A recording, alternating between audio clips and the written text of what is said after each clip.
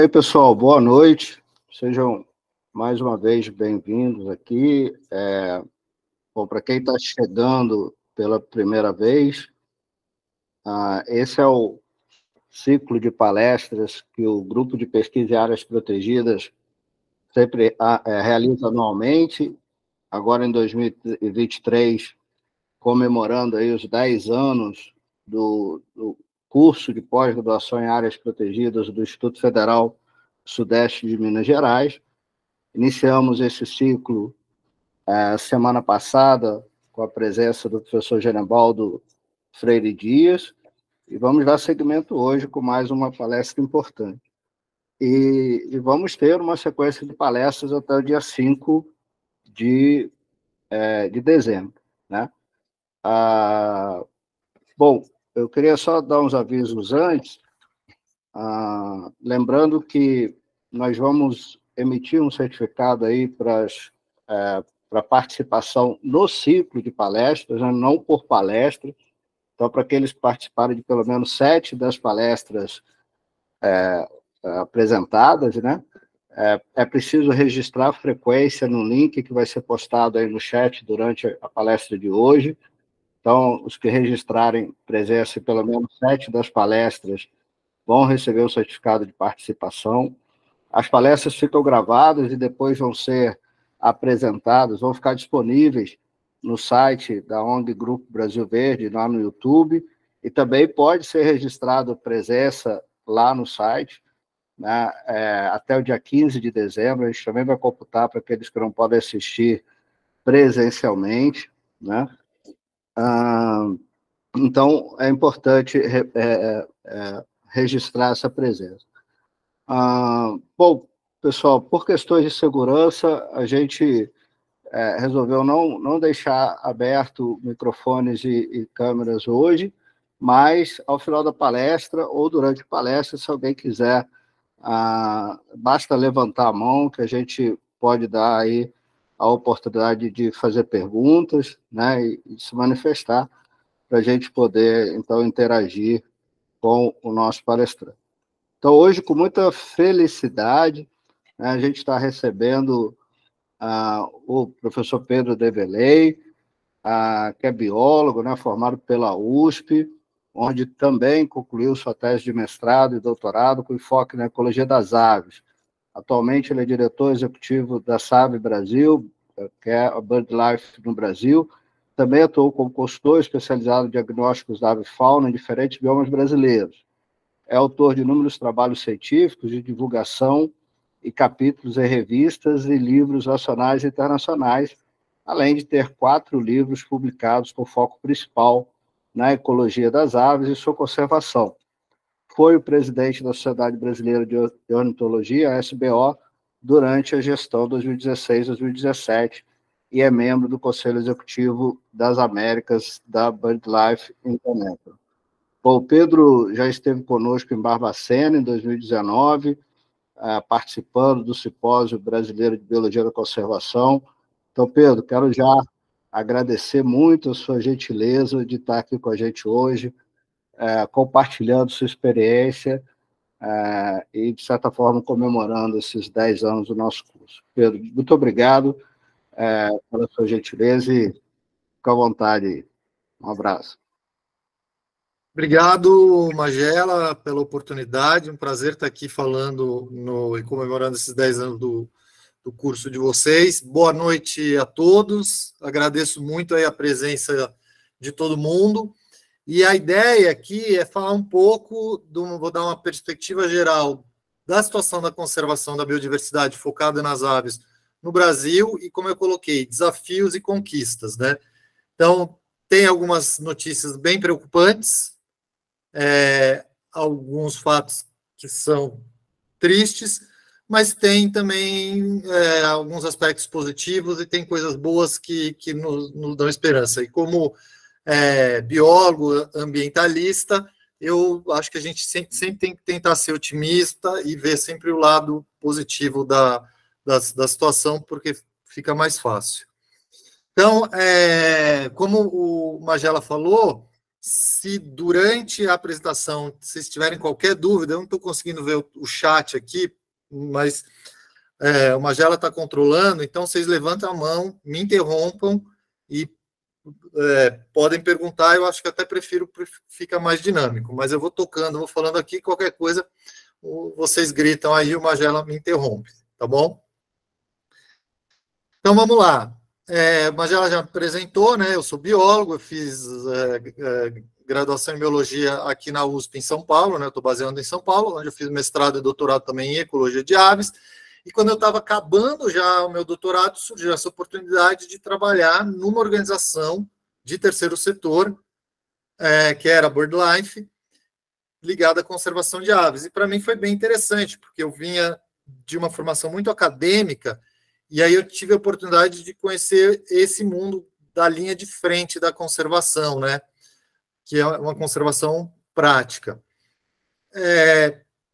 E a SAB Brasil é a organização nacional que representa essa rede BirdLife aqui no Brasil. Então, a BirdLife é uma aliança com mais de 120 organizações no mundo inteiro. Aqui vocês podem ver vários países e os logos das organizações que representam a BirdLife, e quem representa a BirdLife no Brasil é a SAB. Então é bem interessante fazer parte dessa rede, porque tem uma troca bem legal com outros países, a gente aprende muito, às vezes situações muito parecidas, principalmente numas interações sul-sul, né? Então, os países da América do Sul com os países da África e da Ásia, que às vezes têm situações similares, e por outro lado você acaba estando antenado e ligado a essas organizações do mundo todo. Então, isso para mim representou uma abertura de cabeça muito grande, né? Mas eu continuei durante esses anos todos, vai fazer quase 19, 20 anos já quase, que eu estou, né, na SAB, na BirdLife, mas ao longo desse tempo eu mantive um vínculo muito grande com as universidades, sempre indo eventualmente dar uma aula, participando de bancas, tentando publicar artigos científicos e em colaboração com vários colegas. E isso também para mim é muito rico, porque a base do trabalho da BirdLife e a SAB, a gente também tenta ter a ciência como base do nosso trabalho para fazer uma conservação bem embasada, né? Então, acho que é uma troca super positiva. E eu morro saudade da época que eu estava só na universidade, Magela, fico morrendo às vezes de inveja. Você acabou de falar que você estava na Amazônia, na época de fazer trabalho de campo, formar aluno, mas essas palestras ou aulas, para mim, é um momento, então, de muito prazer, onde eu posso compartilhar um pouco o meu conhecimento. Então, obrigado aí pelo convite. Então, vamos lá. Muito do que eu vou falar aqui vem dessa publicação que foi lançada pela BirdLife, junto com todos os parceiros, né? Inclusive a SAB Brasil contribuiu para essa publicação, que é o State of the World Birds de 2022. Eles tinham feito um em 18, depois fizeram uma atualização em 20 e teve essa mais recente. Vale a pena baixar essa publicação, tanto na parte de publicação no site da SAB, vocês conseguem baixar, ou mesmo no site da BirdLife. No site da BirdLife tem a versão em espanhol, que talvez facilite um pouco para quem não domina o inglês, mas ele é muito didático, tem muito diagrama e gráficos, então mesmo para quem não é super craque em inglês, dá para entender muito.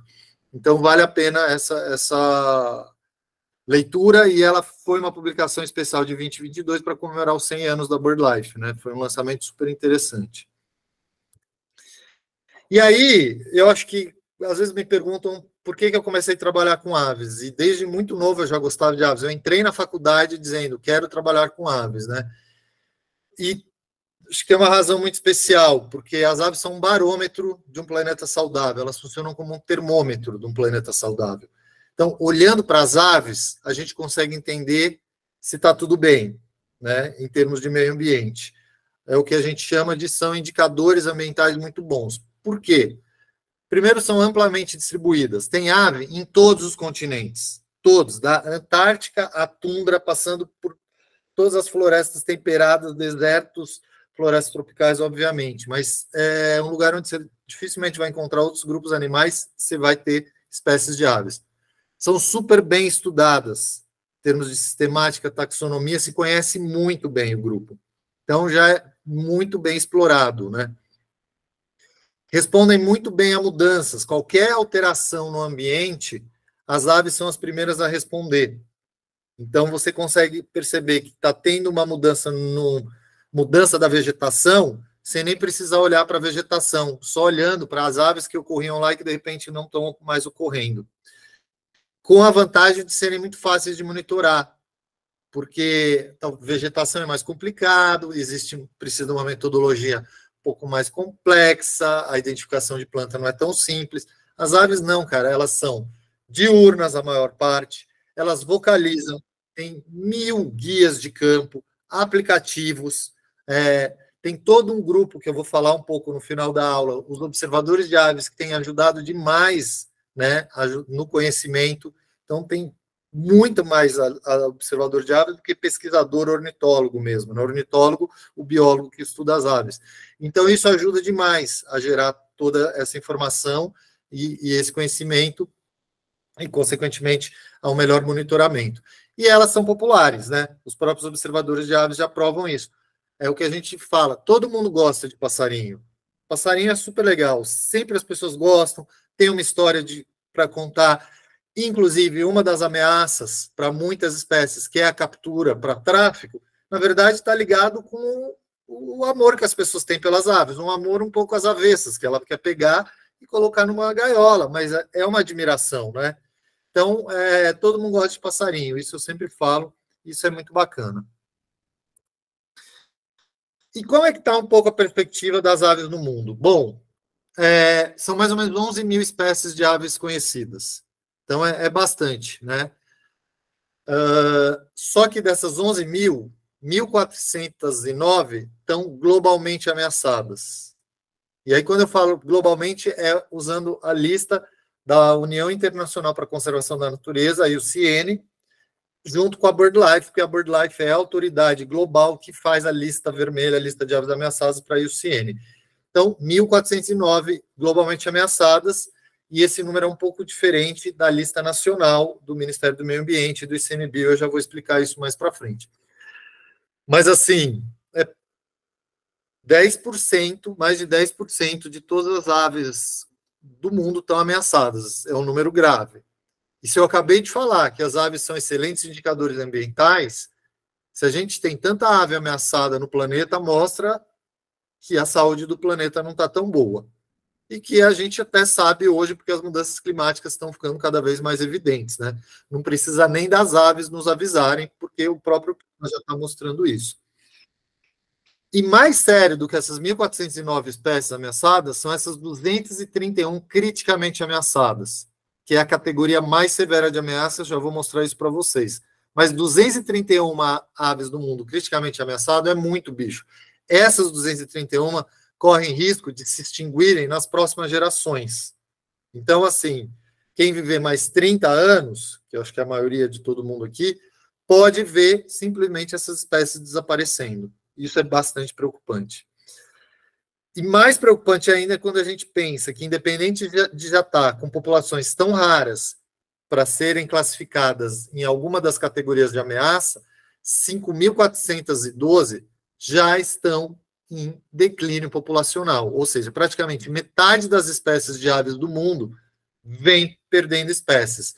Talvez não ao ponto de se tornarem ameaçadas, mas é um início.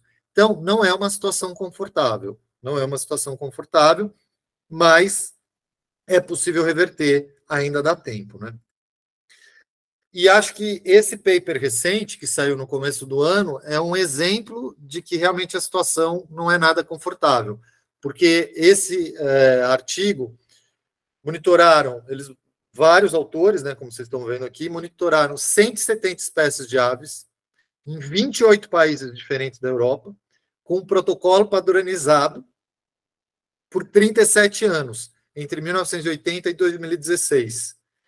E o que eles mostraram é muito preocupante, é que claramente a maioria dessas espécies estão em declínio. E as variáveis que explicam esse declínio é principalmente intensificação da agricultura, muito por causa do uso de agroquímico, mudança na cobertura florestal, então a alteração do habitat, urbanização e a variação da temperatura. Então, até aqui, ó, mudança climática já causando um efeito direto nas populações de aves. E o que mais me chamou a atenção nesse artigo foram, fora os dados, 2 pontos. Primeiro, como que incrível que eles conseguem, na Europa, fazer um trabalho padronizado com uma metodologia padronizada em 28 países por longo prazo, e que aqui no Brasil a gente não consegue ainda ter esses monitoramentos de longo prazo. Então, isso é um problema. E na Europa, que teoricamente já discute conservação ambiental há muito mais tempo do que a gente aqui no Brasil, teoricamente eles são muito mais conscientes, e está acontecendo isso. Então, dá para quase afirmar com certeza que essa situação está acontecendo com as aves do Brasil. Em toda essa matriz agrícola, que é muito grande no nosso país, provavelmente estamos perdendo muitas indivíduos, as populações estão reduzindo. A extinção não é tão evidente, eu já vou mostrar, mas a gente está caminhando aí para, provavelmente, num futuro, muitas espécies vão estar com populações bastante reduzidas, e isso pode levar a um aumento das listas vermelhas, né? Mas isso é bem impressionante, e tem a referência aí do artigo para quem quiser ler com calma. E é um alerta, não só para as Américas, mas acho que para todos os continentes, né? E, basicamente, voltando nesses números globais, né, 1.409 espécies de aves ameaçadas, em uma das 3 categorias de ameaça. Por quê? E esse diagrama mostra claramente, 74% dessas 1.409 estão desaparecendo por perda de hábitat para a agricultura. Então, substitui a vegetação natural e troca por uma matriz agrícola. Vale um parênteses aqui. A agricultura, o agro é super importante para a gente. Não podemos ser hipócrita, porque a gente precisa se alimentar. Agora, precisa fazer um agro inteligente, um agro que respeite a legislação ambiental, um agro sem ganância, de querer plantar até o mínimo hectare, um agro que respeite os recursos hídricos. E isso é possível, tem tecnologia. Um agro que, em vez de desmatar mais, recupere áreas degradadas. Tem 1.000 estudos mostrando por A mais B que não falta terra. Né? Tem muita área degradada que pode ser recuperada. Mas, enfim, para 74%, a principal razão pela declínio populacional é conversão do habitat em áreas agropecuárias, né? Para um grupo significativo, corte seletivo em floresta, né? Quando você não desmata a floresta no corte raso, mas você já tira muitas árvores e deixa a floresta toda furada. Espécies invasoras é um problema seríssimo para muitas espécies de aves, principalmente em ilhas, né? Rato é um exemplo. E caça-captura, seja para servir como alimentação ou para pet, para animais de estimação, também tem levado várias espécies ao declínio. E aí, pensando no Brasil, como que está a nossa situação? Temos 1.971 espécies de aves. É a segunda maior diversidade do planeta. O país que mais tem ave riqueza, em termos de número de espécies no mundo, é a Colômbia. O Brasil está lá em segundo lugar junto com o Peru. Então, a primeira Colômbia, depois vem Peru e Brasil. Mas a Colômbia não tem muito mais do que a gente, não. Acho que não chega a 2.000 a Colômbia. Mas uma das características que tem na Colômbia que o Brasil não tem, além de eles terem a Amazônia também, uma boa parte, é a Cordilheira dos Andes, né? Então, eles vão de 0 até 6.000, com toda uma gradiente altitudinal que vai trocando a composição de aves. Então, isso ajuda a elevar muito a diversidade de aves por lá. Mas a gente está bem, é um país mega diverso, né?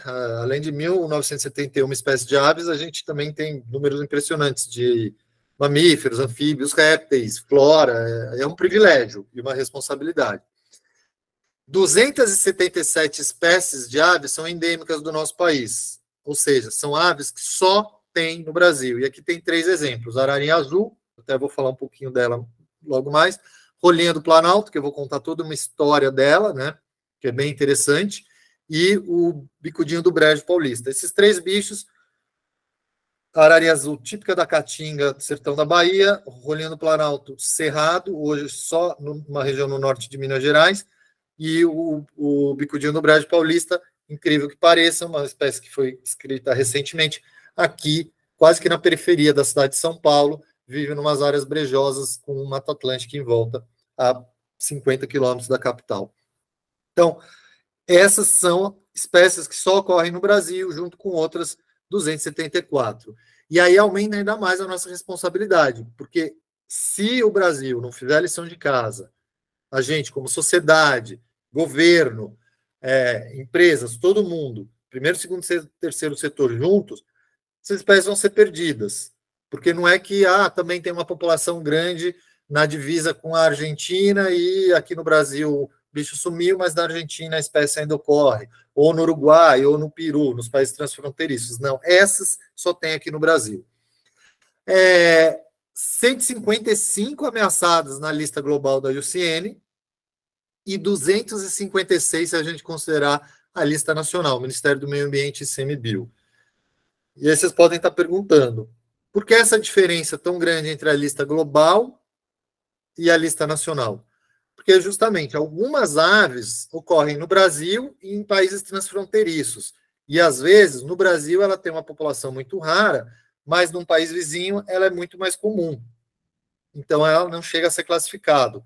Acho que um exemplo é o cardeal amarelo, que é uma ave típica do sul do Rio Grande do Sul, que no Brasil ela é criticamente ameaçada, mas no Uruguai ela ainda tem populações razoáveis, então ela não é tão ameaçada. Então aí entra a escala um pouco. E outra coisa importante é que a lista nacional, o Ministério do Meio Ambiente, considera subespécie, por isso que é tanto bicho a mais, o que a lista global não considera. O fato é, seja a lista global da IUCN, BirdLife, seja a lista nacional, Ministério do Meio Ambiente, é muito bicho. 155 ou 256 é muito. E se nas Américas a Colômbia é a que tem a maior riqueza de aves, quando a gente vai para aves ameaçadas, nenhum outro país nas Américas tem tanta ave ameaçada como o Brasil. Então, é um triste recorde que o Brasil carrega. É o país com o maior número de espécies ameaçadas em todas as Américas. E, globalmente, estamos em segundo lugar. Só a Indonésia, que tem 157 ou 160 ameaçadas, é um pouquinho mais, mas somos o segundo no mundo em termos de aves ameaçadas. E, de novo, se as aves são indicadores da saúde do local, e falando na escala Brasil, com tanta ave ameaçada aqui, a nossa saúde em termos ambiental não está boa, né? Então, esses são dados bastante preocupantes. E mais preocupante ainda quando a gente pensa que temos 17 espécies CR. CR, lembra que eu falei, categoria de maior ameaça. Bichos que correm risco real de desaparecerem nas próximas gerações. Ou seja, quando eu estiver bem velhinho, se nada acontecer, mas eu acho que podemos e vamos reverter isso, eu vou conseguir presenciar, e vários de vocês, a extinção de muitas aves, como aconteceu nos últimos anos, e eu já vou mostrar, né? E aqui, então, só para reforçar isso, talvez algum de vocês isso já é básico, mas para alguns não é tão claro, essas categorias das listas vermelhas, listas de espécies ameaçadas, basicamente se trabalha com extinto, desapareceu, né, nunca mais, extinto na natureza, que é aquele bicho que não tem mais na natureza, mas eu tenho estoque em cativeiro, em zoológico ou em criadores particulares. E aí as 3 categorias de ameaça. Criticamente, que é o mais severo, e tem uma série de critérios, né, tamanhos populacionais, áreas de ocorrência, para você classificar dentro desses 3 critérios. Criticamente, em perigo e vulnerável. Criticamente o mais severo, em perigo é bem preocupante, e vulnerável também, mas é a menos pior das categorias. Depois a gente entra na NT, que vem do inglês Near Threatened, que seria o quase ameaçado, que são aquelas espécies que, assim, hoje elas ainda não são consideradas ameaçadas, as populações ainda estão relativamente boas, mas se a redução continuar no mesmo ritmo, provavelmente numa próxima revisão, elas vão passar para vulnerável em perigo, né? Então, são espécies que merecem atenção.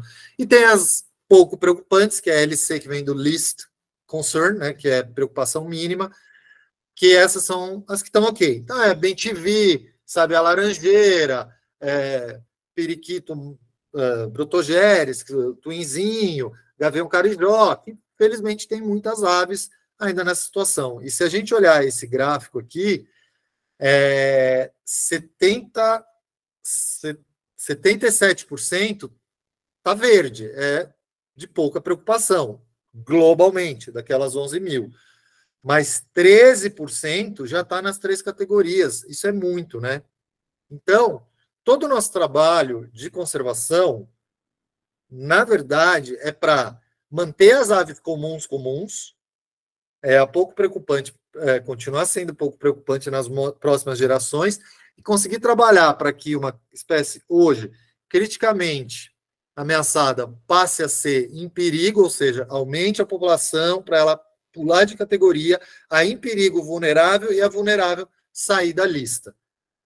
E aí eu sempre digo, na situação que está o nosso país, tem muito trabalho para qualquer pessoa que trabalhe com conservação nesse país, seja na academia, seja numa organização de terceiro setor, seja no governo, ou seja em algum programa privado de empresa, porque a gente tem muito bicho ainda para tentar tirar da lista e mais, a gente não pode deixar que outras passem a incorporar. Então, assim, tem muita coisa para fazer. Mas, como eu disse, eu tento ser otimista e acho que tem algumas coisas que estão melhorando.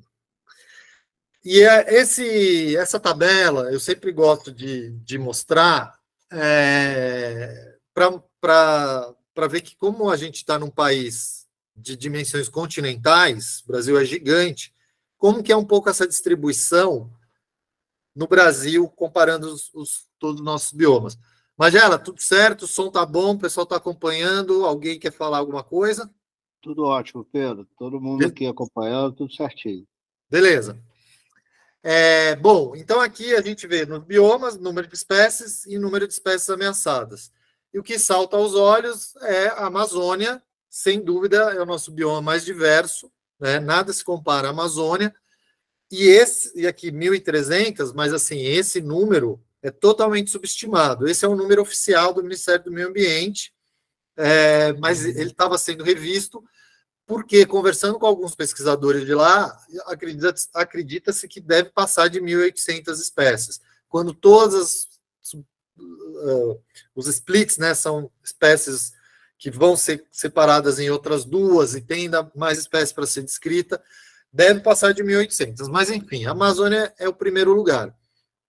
E aí vem seguido da Mata Atlântica, que é impressionante também a riqueza, Cerrado, a Caatinga, junto ali com o Pantanal, Pampa muito diverso, não só pelas espécies campestres, mas muito pelos enclaves de Mata Atlântica que tem dentro do Pampa, que fazem parte do bioma, então isso ajuda a inflar esse número de espécies, e zonas costeiras e marinhas, né?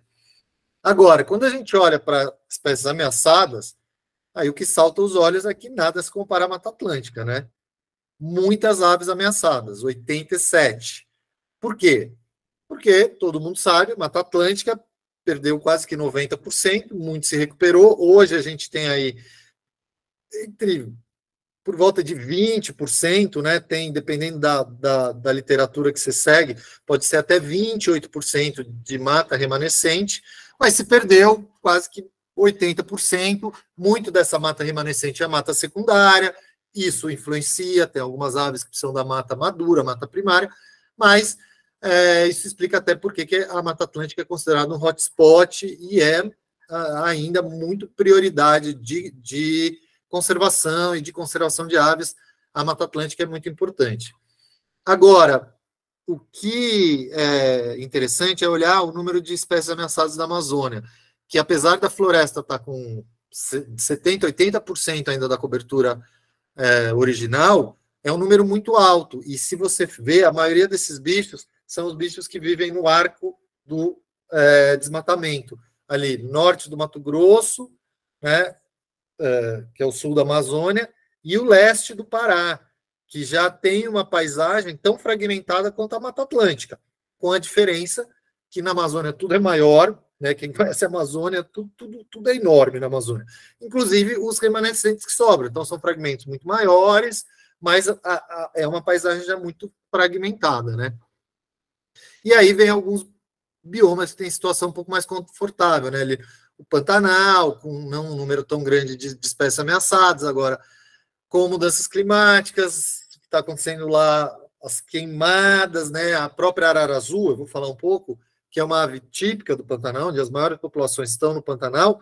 Depois das queimadas, está se ainda monitorando, mas os bichos diminuíram a reprodução. Então, pode ser que esses números mudem, mas esses números são dinâmicos, né? E no Cerrado, provavelmente, infelizmente, vai aumentar, porque quem acompanhou todos os números, apesar de, felizmente, os índices de desmatamento da Amazônia vem caindo muito, o INPE liberou uns dados hoje, né? Diminuiu muito em relação ao ano passado, novamente, mas o Cerrado vem crescendo. E o Cerrado tem uma questão mais complicada, que muito do desmatamento é legal dentro da legislação, mas isso é uma outra questão. Só lembrando que pelo Código Florestal, no Cerrado é 20% que tem que manter vegetação original, né? Teoricamente, mais do que isso, dependendo da situação, poderia ser legal, mas tem uma série de particularidades que às vezes não são respeitadas. Mas, enfim, acho que o mais importante aqui, o maior número de espécies de aves está na Amazônia, mas o maior número de espécies ameaçadas está na Mata Atlântica.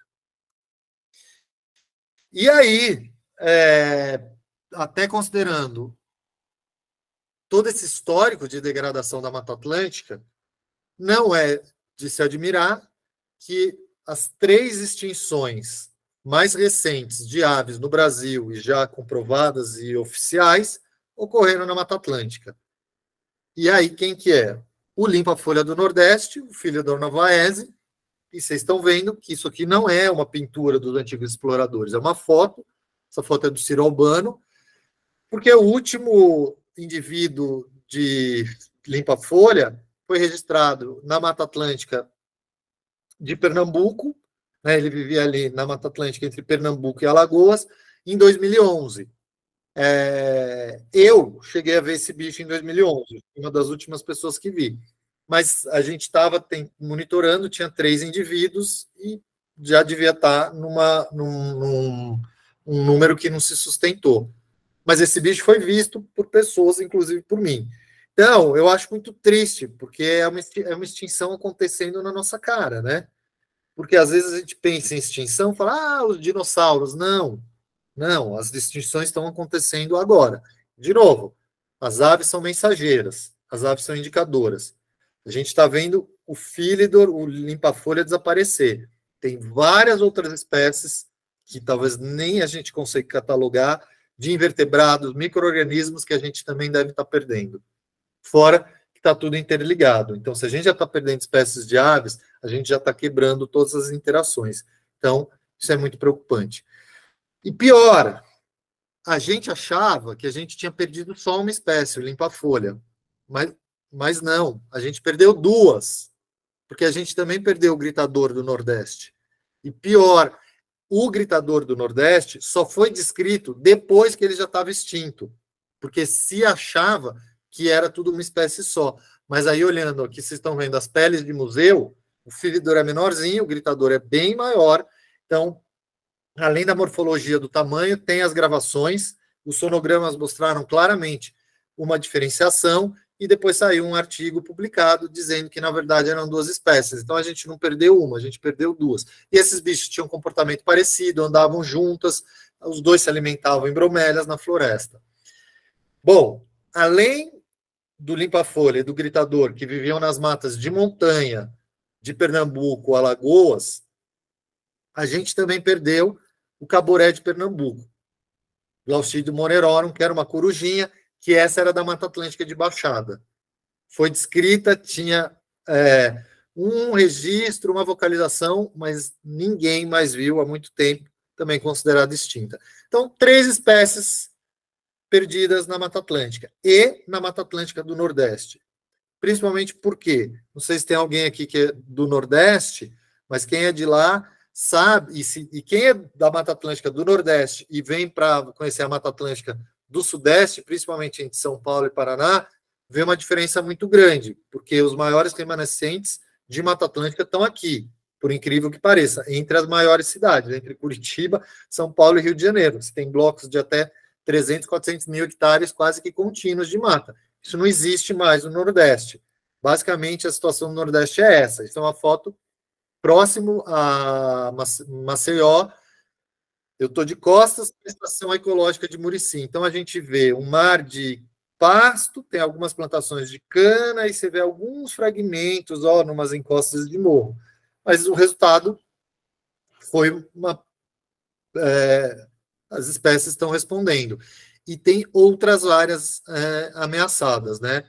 Então, isso é muito preocupante. Obviamente, você olha essa foto, só de bater o olho, você percebe que, se considerasse que isso tudo é uma propriedade, você vê que não tem 20% de reserva legal, nem APP. Então, vou falar um pouquinho mais para o final, legislação ambiental ainda precisa ser muito melhor respeitada. Mas, enfim, para a gente não morrer de depressão aqui, vamos para as notícias positivas. O trabalho de conservação funciona.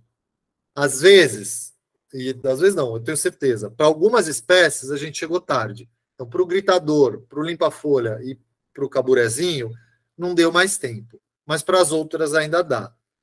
E esse número eu acho que é muito legal. Saiu uma publicação que fala que 726 espécies de aves ameaçadas foram diretamente beneficiadas por trabalhos de conservação nos últimos 10 anos.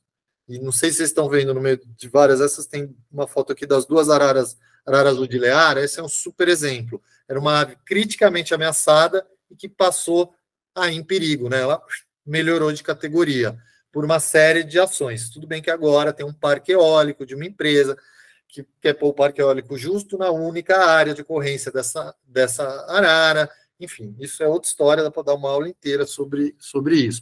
Detalhe, energia eólica é super importante, energia verde, somos a favor, mas ela só é verde mesmo se ela considerar a biodiversidade. E nesse caso, ela não está considerando.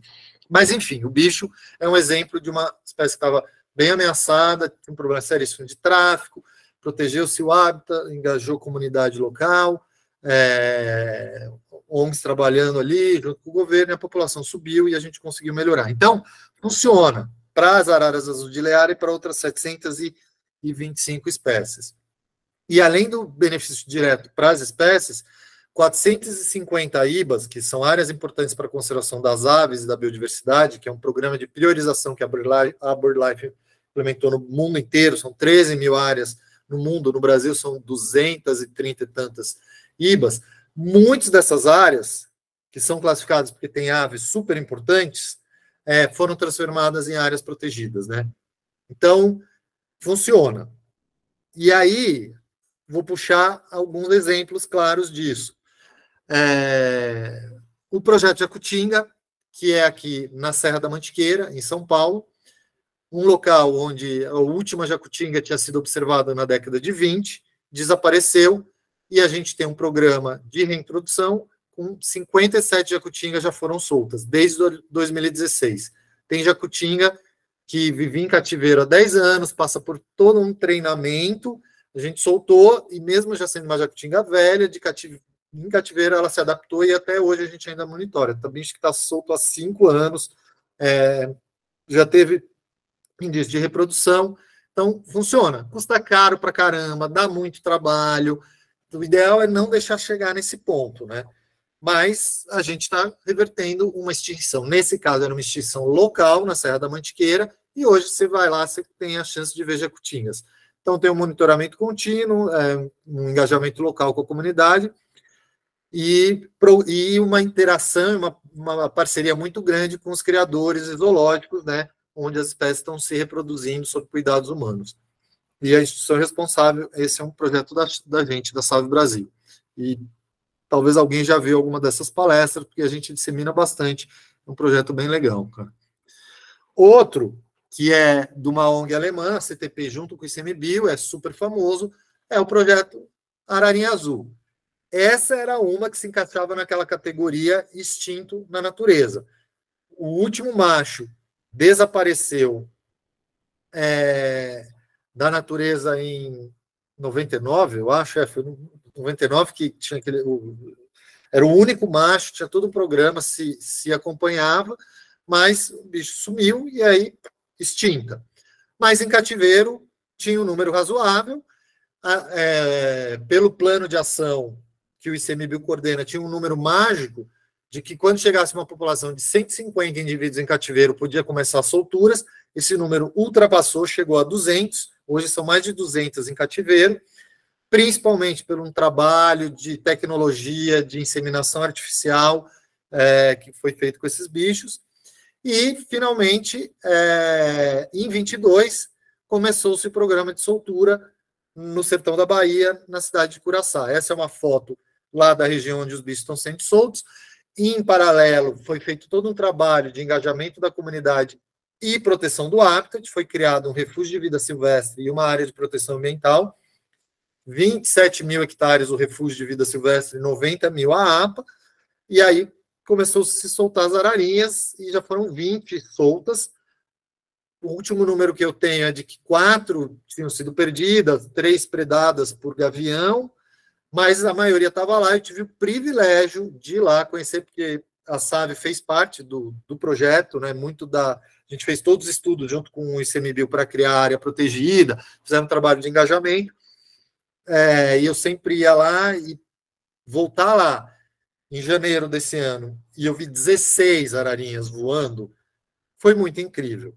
Exatamente nessa área da foto, né, que tem uma área com a vegetação mais alta, que é a mata ciliar do Rio Melancia, que é um habitat super importante para as ararinhas, que elas basicamente vivem na mata ciliar. E eu vi essas ararinhas voando voos longos, de 300, 400 metros, fazendo movimentos acrobáticos, os bichos voando super bem, passou um bando de uns urubus de cabeça vermelha, elas responderam. Então, assim, os bichos estão bem. É um programa que está dando certo, tem um plano de soltar mais 20 todo ano, tem sempre alguns entraves burocráticos, porque tudo é complicado, mas a ideia, o plano é ir soltando, e espero que em breve está sendo discutido também abrir para observadores de aves, e é muito incrível você olhar essa caatinga e ver essas ararinhas voando de novo, né? Então, é um exemplo que deu certo. Conseguiu-se aumentar a população em cativeiro e agora está sendo solto. De novo, muito trabalho, caríssimo, mas dá para fazer. Mas o certo é evitar que isso aconteça, né? E um outro projeto que também é bem famoso, porque os resultados são super interessantes, é o projeto Arara Azul do Pantanal, né? Do Instituto Arara Azul. Essa era uma espécie que, quando começou o trabalho lá na década de 90, ela era extremamente ameaçada e provavelmente ela ia estar criticamente ameaçada hoje se não fosse o trabalho do Instituto Arara Azul. Porque eles fizeram todo um trabalho de engajamento com os fazendeiros, começaram um programa de proteção e monitoramento dos ninhos, colocando caixas-ninhos artificiais, e hoje chegou ao ponto da arara azul sair da lista de aves ameaçadas do Brasil. Ela era vulnerável, agora ela está como NT, o que é uma super conquista. Eu acho que é o maior indicador de sucesso no trabalho de conservação é quando você consegue tirar a ave da lista da categoria de ameaça, né? Mas você sempre tem que ficar de olho, e como eu falei anteriormente, os incêndios no Pantanal, né, foi mais de 20% do bioma queimado, parece que diminuiu, eles estão fazendo monitoramento, eu não sei se já tem alguma coisa publicada, mas diminuiu a taxa reprodutiva desses bichos, né? E a arara azul já é um bicho que não tem uma taxa de reprodução muito alta, porque justamente tem limitação no local para fazer ninho, né, nessas cavidades, nos buracos em oco de árvore, por isso todo o programa de enriquecimento com caixa-ninho. E é bicho que vive muito, né? Esses bichos vivem mais de 50 anos, então um bicho que vive muito não precisa ficar reproduzindo todo ano. Então, naturalmente, elas não reproduzem tanto. Então, é muito sério você pensar que uma alteração no ambiente pode diminuir a taxa reprodutiva desses bichos, mas o pessoal do Instituto Arara Azul está lá monitorando e fazendo um trabalho incrível, né? Então, é mais um exemplo de que funciona conservação, né? Então, assim, jacutinga, ararinha azul e arara do Pantanal, quando a gente fala de manejo direto de espécie, mas também tem manejo do habitat e conservação do habitat. E um exemplo é a proteção da Estação Ecológica de Murici, em Alagoas, que tem 6.116 hectares. Então, eu mostrei aquela foto para vocês, né? Essa aqui, ó, voltando rapidamente. É uma paisagem muito triste, mas isso é um lado. Quando eu tirei essa foto, nas minhas costas, tinha essa estação ecológica, com 6.000 hectares, que é o maior bloco de floresta na Mata Atlântica do Nordeste. E ainda tem uns trechos ali dentro com mata muito boa. Dos 6.000, pelo menos 2.000 é uma mata boa, que é o lugar onde vivem os últimos indivíduos da choquinha de Alagoas, a Mermotherum lisnoe. Que é um dos projetos que a gente está envolvido e não tá bem complicado, porque são poucos indivíduos e, assim, estamos tentando fazer de tudo, mas dá para dar uma palestra inteira só sobre a choquinha, não vou nem me estender, mas a gente está evitando que esse seja o próximo bicho a entrar na lista dos extintos, mas se tem alguém que está na boca ali, que está primeiro da fila para se extinguir, é a choquinha. A gente sabe que tem pelo menos uns de 6 a 10 ainda aqui em Murici, mas são 6 a 10 indivíduos. Tem uma série de problemas com predação, baixa reprodução, e a gente está com equipe, está tentando fazer de tudo para evitar, mas a situação é bem crítica, né? Mas, enfim, pelo menos o hábitat está preservado e tem várias outras aves ameaçadas que vivem na Estação Ecológica de Murici. E aí, porque eu estou vendo aqui, já são, vai dar 7 para as 8, eu queria dar contar uma história do começo ao fim de um projeto bem desafiador, mas que dá muita esperança para a gente, que é a rolinha do Planalto. Acho que talvez muitos de vocês já ouviram falar. É esse bicho lindo, que ele é do tamanho dessa rolinha comum, né? Que é a rolinha que tem muito comum no jardim, no quintal da gente, a rolinha caldo de feijão, até um pouquinho menor, só que ela tem essa característica incrível que ela tem olho azul e essas manchas azuis na asa. E a história desse bicho é incrível. Magela, todo mundo vivo aí? Tá tudo certo? Todo mundo vive acompanhando e comentando aqui no chat. Tá bom. Você depois aí, quando a gente sair, eu vou olhar. Cara, esse bicho já estava, e eu participei de reuniões para fazer a lista vermelha no MMA, no ICMBio, já estava todo mundo falando, não, está extinta. Ela quase foi classificada como extinta na natureza, ia entrar naquela bolinha preta lá. Mas ela estava classificada como provavelmente extinta, porque tinha-se certeza que esse bicho já estava extinto. Porque fazia 75 anos, ninguém sabia, cadê a rolinha do Planalto? Era uma das perguntas, um monte de ornitólogo, todo mundo falando onde está esse bicho. E ela só era conhecida por ilustrações e algumas espécimes depositadas em museu. E era muito estranho, porque era assim, um bicho coletado onde hoje é a cidade de Cuiabá, um bicho coletado ali no interior de Goiás, outro bicho coletado aqui no interior de São Paulo, na área de Cerrado, do interior de São Paulo. Então, praticamente no Cerrado inteiro, né? Mato Grosso, Goiás, São Paulo. Mas ninguém mais via, né? Até que, em 2015, pouquíssimo tempo atrás, foi redescoberta na natureza pelo ornitólogo, meu amigo, Rafael Bessa, no norte de Minas Gerais, na cadeia do Espinhaço, no município que chama Botumirim.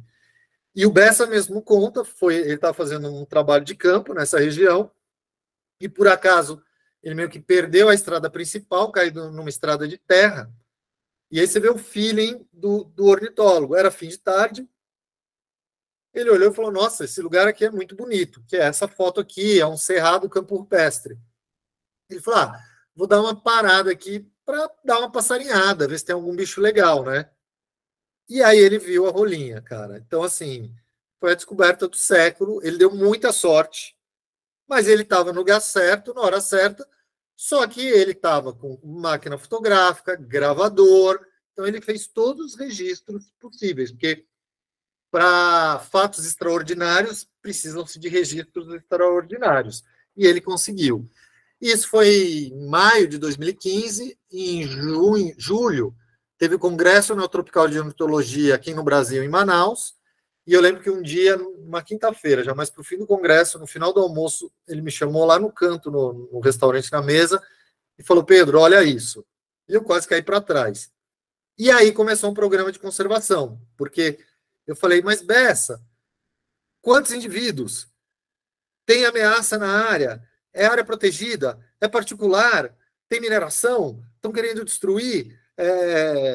1000 perguntas. Eu falei, Pedro, eu vi lá, eu contei de 5 a 11 rolinhas, em 2 áreas separadas, mas eu não sei, não voltei lá, mas agora, por isso que eu estou te falando, vocês trabalham com conservação, agora é com vocês. Eu falei, porra, que responsabilidade que você jogou nas nossas costas, hein, Bessa? Mas vamos lá. E aí, em 2015, eu falei, então vamos lá, vamos começar. E outra coisa que eu sempre falo, conservação custa dinheiro. Então, primeira coisa, vamos ver onde que tem dinheiro para a gente começar, no mínimo, fazer uma viagem para lá, fazer prospectar, entender quem é quem. Enfim, para encurtar a história, a gente foi para lá, criou 2 áreas protegidas. A primeira ação foi, a gente comprou a área, conseguimos dinheiro com a Rainforest Trust, compramos uma área de 600 hectares em 2017, que era onde estava a principal população, tipo, garantimos, tiramos a água do pescoço, pelo menos a área onde estão, uma parte da população de rolinha está preservada. Porque quando a gente mexe com espécies muito raras, quando a gente está querendo falar de conservação de espécie, para qualquer espécie, primeiro ponto, ação básica é conservar o habitat.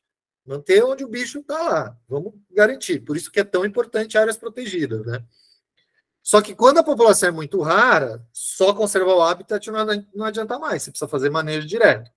Mas a gente sabia muito pouco. Tudo indicava que a população era raríssima. Mas assim, vamos primeiro garantir o habitat. Garantimos 600 hectares com uma reserva privada da SAV, que está até hoje, né, a gente mantém. E logo em seguida, trabalhando com o Estado, com o IEF, Instituto Estadual de Florestas, né, o Estado de Minas Gerais, conseguimos a decretação do Parque Estadual de Botumirim, que aí pega uma área de 36 mil hectares, muito mais ampla, e foi uma super vitória, né? E está lá nossa reserva, a gente tem parceria, ajuda na gestão do parque, e isso está funcionando. Abrimos para as comunidades de observadores de aves e comunidade científica. No começo, a gente manteve em segredo a informação da rolinha. Foi bem difícil manter esse segredo, mas a gente conseguiu. Por quê? Porque se sai falando que é uma espécie tão rara, as pessoas iam começar a querer ir lá e podia especular, aí o cara que vendeu a terra para a gente podia triplicar o valor da terra, né? Então a gente teve que ter toda uma estratégia, mas quando foi anunciado, isso foi anunciado na Feira Nacional de Observação de Aves, foi um anúncio super bacana, e a gente já abriu uma excursão para as pessoas que são amigos da SAVE, né, que é um programa que a gente tem de filiados, foi exclusivo, mas foi super legal. Esse foi o primeiro grupo de observadores de aves que visitou a reserva e pôde ver a rolinha, e hoje quem quiser, entra no nosso site, é aberto, tranquilo, e lá a chance de ver é muito grande, porque o bicho é super manso, então fica a dica vão lá conhecer, porque o bicho é incrível, né? E aí começou-se um trabalho de articulação com os órgãos ambientais, porque se criou a reserva, mas assim, não tinha gestor, agora tem gestor, não tinha guarda-parque, então a gente sempre tenta ajudar, a gente doa moto, doa material para os brigadistas, a área de cerrado, pega fogo, né? Então tem todo esse apoio, e o engajamento local, que a gente está melhorando, mas já fizemos trabalho com as escolas, mas a população local é muito orgulhosa. Um exemplo disso aqui, de novo, na Feira de Observação de Aves Nacional, que é aqui em São Paulo, que foi em maio, veio toda uma delegação do município de Botumirim. né? A prefeita de Botumirim veio na feira de observação de aves, porque teve uma palestra sobre a rolinha, ela estava presente. Então, pô, olha que bacana, o prefeito de uma cidade numa feira de observação de aves para promover a espécie que só tem no município. Então, essas coisas são muito legais, esse engajamento, isso ajuda muito, né? E, em paralelo, pesquisa e monitoramento da rolinha do Planalto. Porque, gente, lembra que eu falei, a gente conhecia pele de museu e ilustração. A gente não sabia nada desse bicho. Se o bicho vivia no chão, se vivia na árvore, se vivia num cerradão, num cerrado sem estrito, no campo limpo, do que se alimentava, como que era a reprodução. E hoje a gente aprendeu muito, muito, principalmente biologia reprodutiva. E hoje a gente consegue explicar por que ela é tão rara e que mesmo ocorrendo uma distribuição ampla, vamos dizer assim, no Cerrado, mas específica de habitat. Então, não é porque ela estava lá no Mato Grosso, em Goiás e no interior de São Paulo, que ela estava em todo lugar. Porque ela tem um tipo de habitat muito específico. Então, tem áreas enormes de Cerrado que não tem o habitat que ela precisa, né? Então, é tudo isso que a gente está descobrindo. Monitoramentos com câmera para entender biologia reprodutiva. E aí, em 2019, a gente chamou gente do mundo inteiro, fez uma super workshop lá no Parque das Aves para discutir as estratégias de conservação. Porque, ok, o habitat estava preservado, a gente conseguia monitorar aquela população, não passava de 20 indivíduos, e a gente falou, não, precisamos de ajuda. E vocês estão vendo que tem vários zoológicos gringos aqui de fora, porque esses caras têm programas bem-sucedidos de reprodução em cativeiro de pombas similares. Então, existe tecnologia para reproduzir colubides, né, pombas, pequenas pombas sob cuidados humanos. E a gente falou, vamos trazer esse pessoal para ensinar a gente, porque eu acho que um dos caminhos, nós achávamos que um dos caminhos para salvar a rolinha do Planalto é ter uma população de segurança sob cuidados humanos para um programa de reintrodução posterior. E foi super legal, porque a gente fez todo um plano com todo esse povo que estava lá. Então, não é a SAV Brasil com o Parque das Aves, que é nosso mega parceiro, né, que é um zoológico em Foz do Iguaçu, que deu na nossa cabeça. Não, isso tudo foi alinhado, inclusive com o governo, o ICMBio. Isso é muito importante. E aí, num dos planos vamos entender biologia reprodutiva. Só que, vocês viram, o workshop foi em 2019. Em 2020 entrou o quê? Pandemia. E aí atrasou tudo. E quando você está lidando com espécies muito raras, um ano pode fazer diferença. Enfim, perdemos um tempo aí, mas agora a gente correu atrás do atraso, tentamos não parar trabalho de campo, mesmo durante a pandemia, com todos os protocolos de segurança, foi uma dor de cabeça do cão, enfim, foi muito difícil. Mais uma agonia quando você está lidando com espécies tão raras, né? Mas, enfim, fizemos todo um trabalho de acompanhamento dos ninhos, busca por ninho e acompanhamento. Esse aqui é o Tony, que é um dos nossos consultores, é o cara, acho que é um dos caras mais importantes no conhecimento da biologia reprodutiva e em todas essas ações de conservação da rolinha do Planalto. E aqui ele nada mais está fazendo do que tirando a vegetação de um ninho de rolinha que está no meio dessa moita. Não é fácil achar esses ninhos da natureza. Depois que... coletamos ovos, sim, coletamos ovos. Mas antes de alguém aqui se arrepiar, nossa, mas o bicho tão raro, foram 3 anos estudando a biologia reprodutiva para a gente chegar ao ponto de coletar o ovo. Por quê? A gente descobriu que esse é um dado positivo. A espécie é muito prolífera. Se você tira um ovo no início da primeira postura, ela faz uma segunda postura. E nessas de não ficar querendo mexer, a gente perdeu vários ovos, ou mesmo filhotes, por predadores naturais. Então, eram bichos que a gente podia ter tentado criar em cativeiro e acabou se perdendo na natureza. Então, hoje a gente tem todo um plano que, se a gente sabe que a gente tira na primeira postura, ela ainda vai pôr uma segunda postura. Então, a gente consegue ter uma população em cativeiro e sob cuidados humanos e também manter a população na natureza. Então, aí a gente coletou os primeiros ovos. Infelizmente, e isso faz parte com toda a transparência aqui, a gente perdeu 2 porque a gente pegou os ovos, colocou com todo cuidado e transportou para o Parque das Aves, que é em Foz do Iguaçu, porque ela ia ter todas as condições de incubação artificial muito melhor, mas os ovos não vingaram, pode ter sido problema da coleta, pode ser que os ovos já não estavam férteis mesmo, não sabemos, mas foi um risco. Então, nos outros 2 ovos, a gente falou, não dá para arriscar transportar, vamos ter que montar uma base de criação artificial aqui em Botumirim. E foi isso que foi feito. Levamos todos os aparelhos lá para Botumirim, na base do projeto, tivemos que comprar um gerador, porque Botumirim, para quem conhece, é uma cidade muito isolada, no norte ali, 3 horas ao norte de Montes Claros. Acabou a luz da cidade, ficou 12 horas sem luz. Não pode, se varia o mínimo de temperatura que varie, você perde os ovos. Então a gente teve que comprar gerador.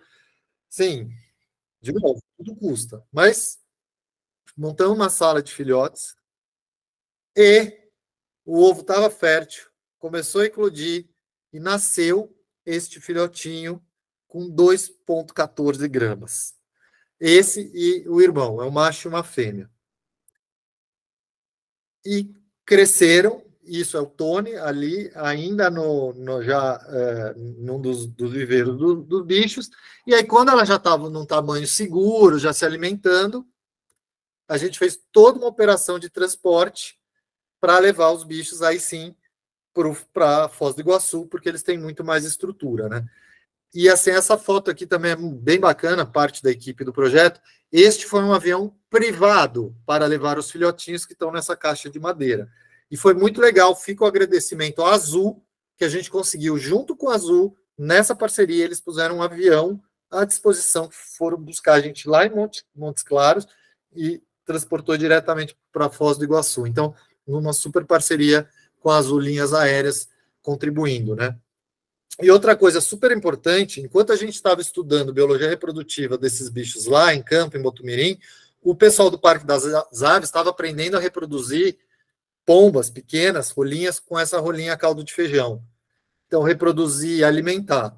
Porque agora o plano é começar a ter essa população e começar a reproduzir a rolinha do Planalto lá no Parque das Aves, né? E aí aqui elas já chegaram, né? Você vê que elas já estão bem maiores, chegaram no Parque das Aves e aqui já estão com a cor castanha, já dá para ver as manchas azuis na asa, e esse aqui é o viveiro onde elas estão lá. Foz do Iguaçu é um lugar quente, né? Um pouco parecido ali com a região do Cerrado também, mas no inverno pode entrar umas frentes frias. Então, esse viveiro tem uma série de características, ele tem, vocês estão vendo aqui, ó, essas linhas no solo, isso é serpentina, onde passa água quente para esquentar o chão. E aqui ele ainda estava sendo construído, a gente pegou areia branca, que é super importante no habitat, né, dos campos rupestres, e jogou a areia branca em cima, então tem aquecimento. Essa calha que vocês estão vendo aqui, ó, no canto esquerdo da foto, isso aqui é cheio de água para não entrar formiga no viveiro. Então, uma série de cuidados que quem maneja bicho em cativeiro conhece, né? Então, super parceria com o Parque das Aves. A boa notícia é que os bichos estão super bem, né? Já tem 4, 5 meses que eles chegaram lá, super bem adaptados, e agora, na próxima período reprodutivo, a gente tem todo um plano para ver se em até 2 anos, acho que a gente consegue ter de 8 a 10 em cativeiro, sem prejudicar a espécie na natureza. E aí dá para começar a fazer os pareamentos, né? E pensar em reintrodução. Então, assim, são só 2 indivíduos? São só 2 indivíduos, né?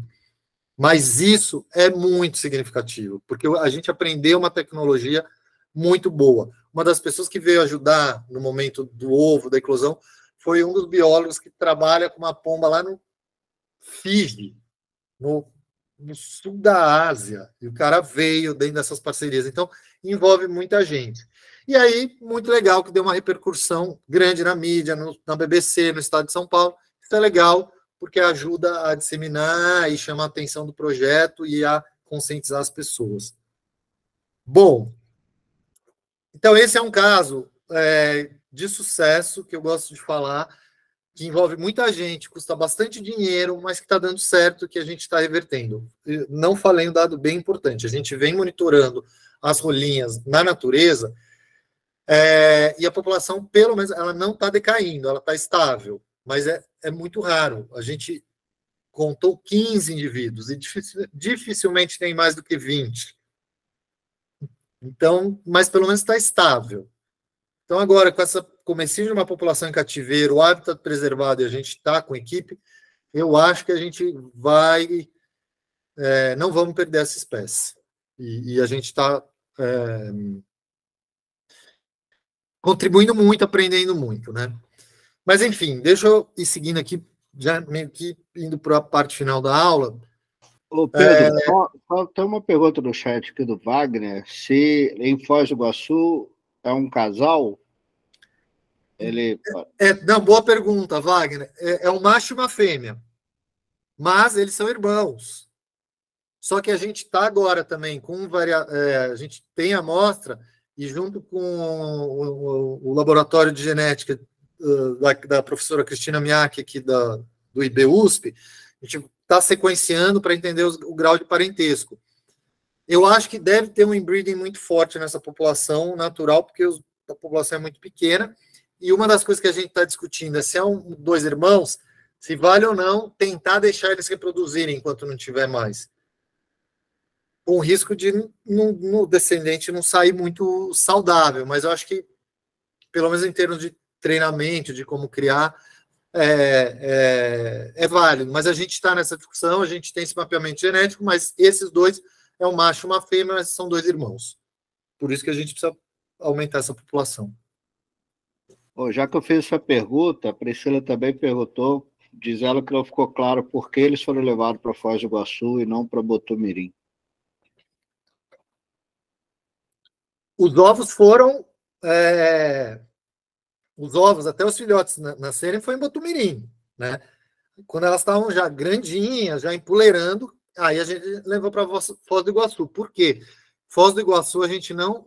em Botumirim, a gente não ia ter condições de manter um viveiro, uma equipe com a qualidade que já tem lá em Foz do Iguaçu, onde tem toda uma estrutura. Aí é uma questão de logística e de custo, não dava. Priscila, eu entendo, as condições climáticas lá seriam melhor, mas não teríamos condições de manter um viveiro com a qualidade que a gente tem, com equipe e com questão de segurança também. Porque esses bichos... Talvez ela queira saber por que elas não foram soltas na natureza. Não, então, justamente, porque a gente precisa dessa população em cativeiro. É a chance que a gente tem de ter uma população de segurança sob cuidados humanos, para quando chegar num número pouco maior, poder aí sim começar a reintroduzir. Porque trabalhar com 15, 20 indivíduos no campo é muito perigoso. No Cerrado, esse ano foi muito menos, e agora, felizmente, vai começar a chover. Mas entrava a época seca, eu já começava a ficar desesperado. Teve uma queimada super forte o ano passado, e no ano retrasado, como teve no Brasil inteiro. Passa uma queimada ali, extingue metade da população. É muito arriscado. Por mais que a área protegida, precisa ter essa população de segurança. E isso tudo foi discutido e acordado com vários especialistas naquele workshop, né? É isso. Dava vontade de soltar, mas nesse caso, ter elas sob cuidados humanos e uma população é tão valioso quanto elas na natureza. Então tem toda uma estratégia. Bom, então, voltando aqui, e depois, no final, a gente pode falar mais da Rolinha do Planalto, mas, geral, principalmente tem molecada assistindo, e eu acho que, assim, o campo da biologia, a biologia da conservação é um campo incrível em todos os setores, acho que, mesmo devagarinho, está melhorando no Brasil, o mundo inteiro está olhando para isso, então, acho que é uma área de atuação super importante, mas temos responsabilidades. Primeiro, a maior biodiversidade do mundo, né? Brasil, país mega diverso. E cada cidadão brasileiro deveria se sentir responsável por cuidar disso. Não acontece. Temos a maior floresta tropical, a Amazônia. A Amazônia está em altíssima hoje, todo mundo conversando, está em todas as agendas. Precisamos valorizar a floresta em pé, quebrar esse modelo predatório que veio lá dos anos 60, de ocupar para não entregar. Isso já não existe, cara. Essa coisa tem uma frase, né? Machado, título de terra era o machado. Então, se chegava, derrubava a floresta para poder ter alguma governança. Esquece, isso não deu certo, está provado, né? Os índices de baixo desenvolvimento humano na Amazônia é altíssimo, são os piores, os índices de violência. Então, todo modelo de ocupação e desenvolvimento da Amazônia gerou riqueza para poucas pessoas, não deu certo, precisamos mudar. Mas é que muita gente, inclusive no Congresso, ainda acredita nesse modelo predatório que já foi provado que não deu certo. Então, a gente precisa achar outras maneiras de valorizar a floresta, que é um desafio, mas existem. Por outro lado, a gente tem a Mata Atlântica, que tem aí de 11% a 28%, dependendo da referência, né?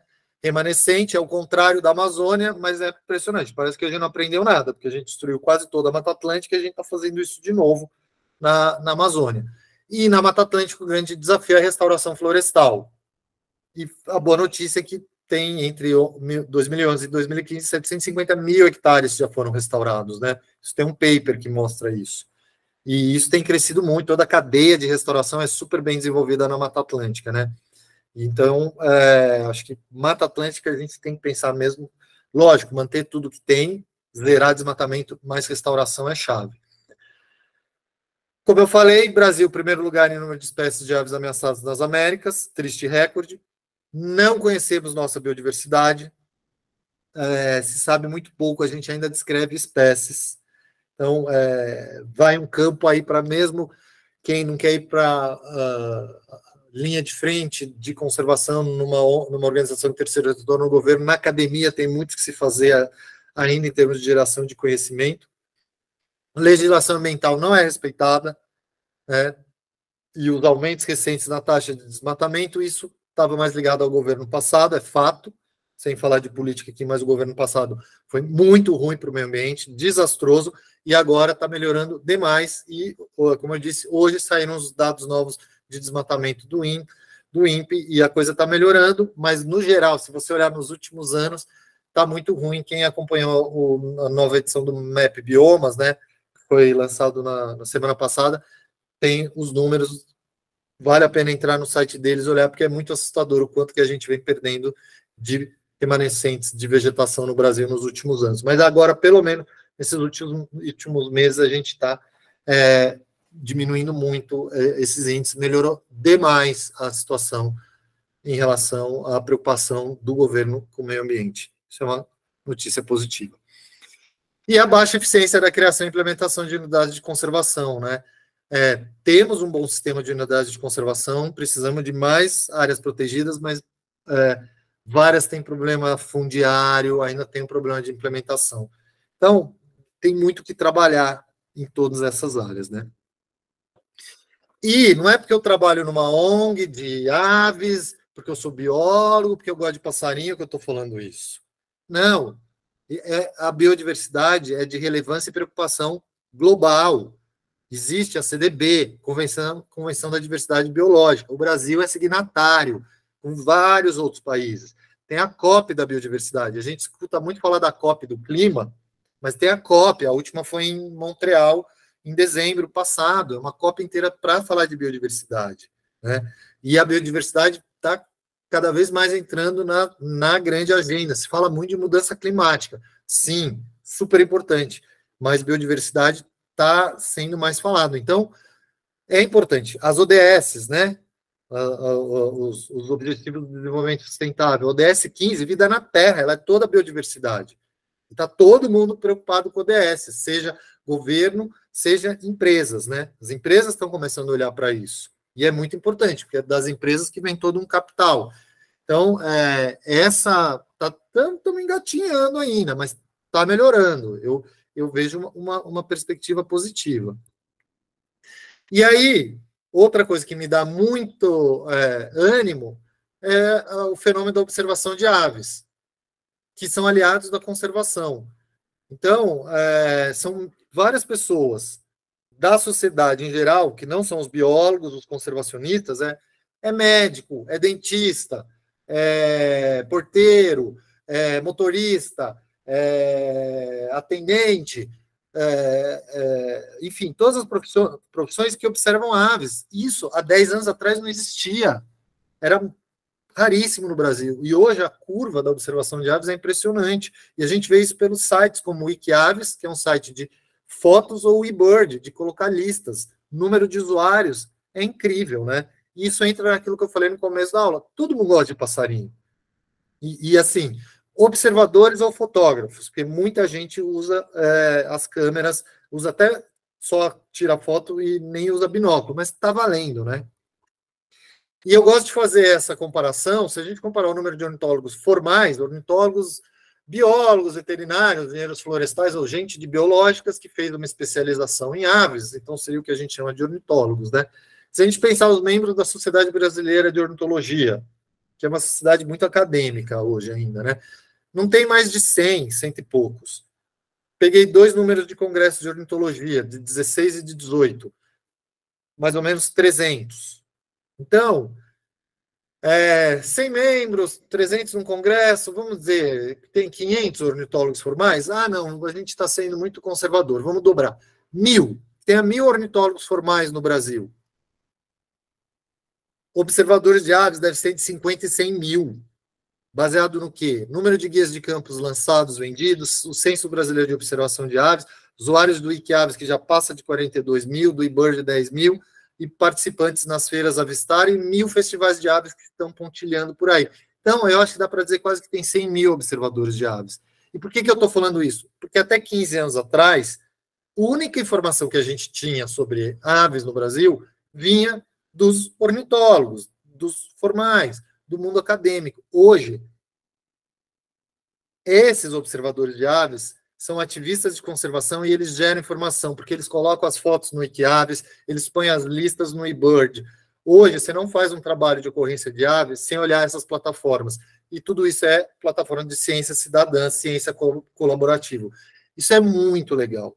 Porque se você tem um engenheiro, dono de uma construtora, que é um observador de aves, eu tendo a achar que se aparece na empresa dele um projeto para fazer uma hidrelétrica que ele sabe que vai prejudicar uma população de ave ameaçada, no mínimo, ele vai tentar fazer tudo da melhor maneira possível, porque ele já tem uma sensibilização. E acho que isso faz muita diferença, né? Então, eu acho que isso me dá muita esperança na melhoria da situação de conservação das aves e da biodiversidade do nosso país, né? E mais, por isso que a ave é tão incrível, a saúde das pessoas e das populações, da saúde das pessoas e das populações das aves estão conectadas. Isso aqui é um artigo recente que mostra claramente o grau de satisfação humana com o aumento do número de espécies e diversidade de aves. Então, quanto mais ave tem no lugar, mais as pessoas sentem um bem-estar. E isso foi feito com controle, com variáveis. A gente ouve falar muito hoje da banho de floresta, o quanto imersões da natureza faz bem à saúde. Mas agora a gente está numa imersão premium, que além de você estar na natureza, se tem passarinho cantando, faz mais bem ainda. Isso é muito bacana, né? E, de novo, passarinho está em todo lugar. Então, mesmo uma pessoa que vive... Eu estou na cidade de São Paulo. Às vezes, biodiversidade é um negócio afastado de mim, é lá na Amazônia, no Pantanal. Não, gente, na praça. Abre a sua janela.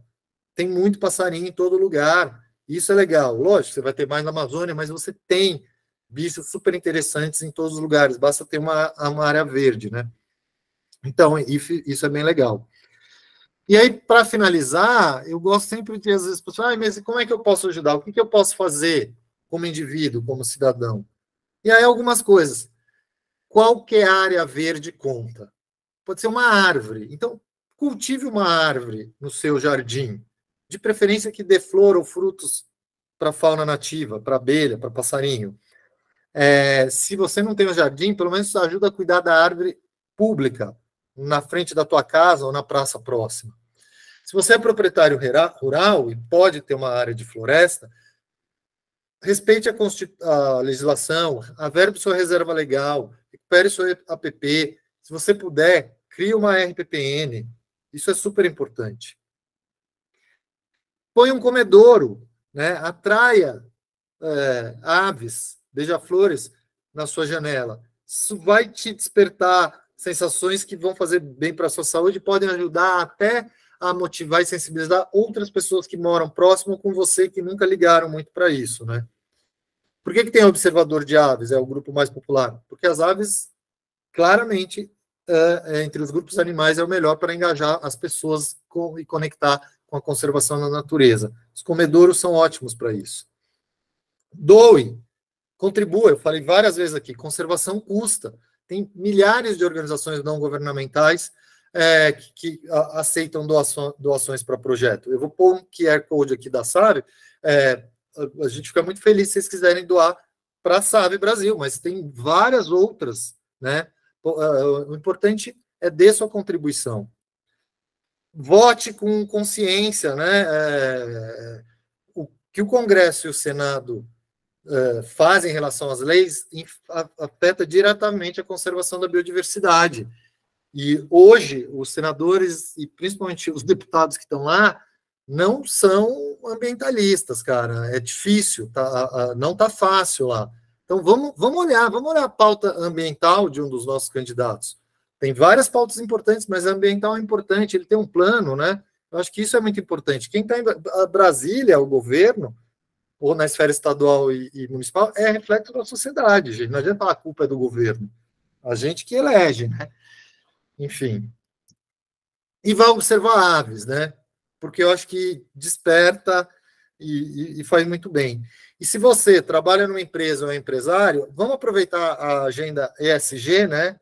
De meio ambiente, environment, meio ambiente, social e G de governança, né, que está super alto, super em debate nas empresas, para implementar as agendas na parte ambiental, e vamos fazer uma empresa amiga da biodiversidade, de fato, cumprindo e respeitando a biodiversidade. Hoje, a maioria das empresas, quando você pega e vê a área de meio ambiente delas, está totalmente ligado a mudanças climáticas, carbono, resíduos sólidos, água, clima. Ok, é super importante.